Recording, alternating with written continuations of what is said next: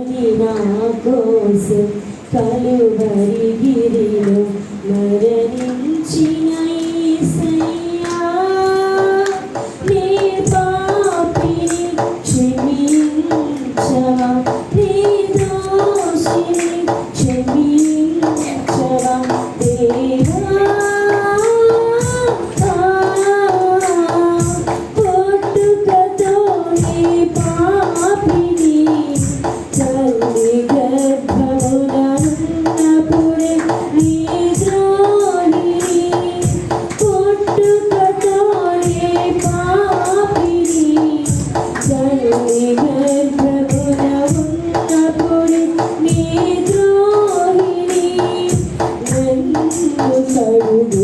దేవా